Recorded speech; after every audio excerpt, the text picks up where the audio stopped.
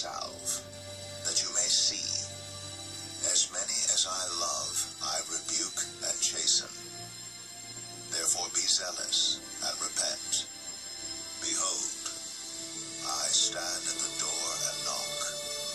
If anyone hears my voice and opens the door, I will come into him and dine with him, and he with me. To him who overcomes, I will grant to sit with me on my throne, as I also overcame and sat down with my Father on his throne. He who has an ear, let him hear what the Spirit says to the churches. If you were a first-century Christian and you lived in Laodicea, you would feel blessed. This town had a booming economy. Planted on the major trade routes of its day, goods came from all over the world, made the marketplace rich and lavish. It happened to be the banking center of this region. Its textiles were beautiful and coveted all over the known world. And it had a corner on an eye salve, a medicine to treat eye problems that people came from far and wide to purchase here. I guess if Laodicea were a modern town, it would have posh malls and expensive car dealerships. And the nice thing about being a Christian in this town, you probably had enough money to shop in all those places and buy whatever you needed. The affluence was so deep that in AD 17, when the earthquake devastated this area, Laodicea said to Rome, "Thanks, but no thanks. We don't need your help.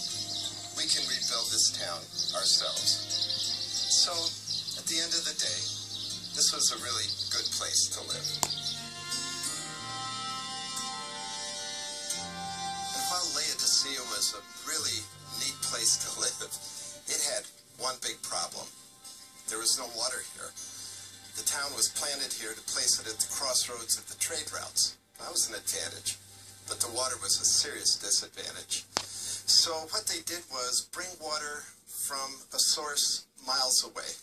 They constructed a long avenue of these kinds of water pipes, and it brought the water into the town from a cool, refreshing source. Now, the challenge with that was that in the hot sun of Asia Minor, by the time the water got here, it was tepid, it was lukewarm.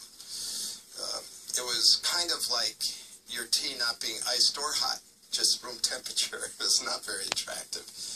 Worse yet, that particular water source was full of minerals, the kind of minerals that flavored the water to make it taste awful. Even the remaining water pipes here, you can see the sedimentation of these minerals that made you, when you drank it, you'd want to just spit it out of your mouth. If you boiled your vegetables in that water, it would wreck your dinner. If you boiled water in your house, it would make your whole house smell from the steam. In modern day terms, if you had ice cubes from this water, it would wreck your lemonade. So the water was a horrible problem here. Unlike Colossae, the neighboring town, that got its water from the mountain snowmelt.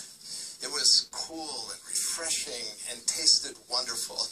In modern times, you would have been able to buy, no doubt, bottled water, mountain pure water from Colossae. That's what it was like.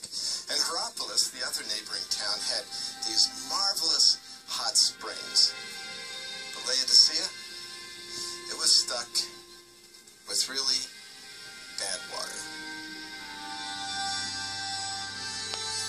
So now we can begin to understand what Jesus was talking about.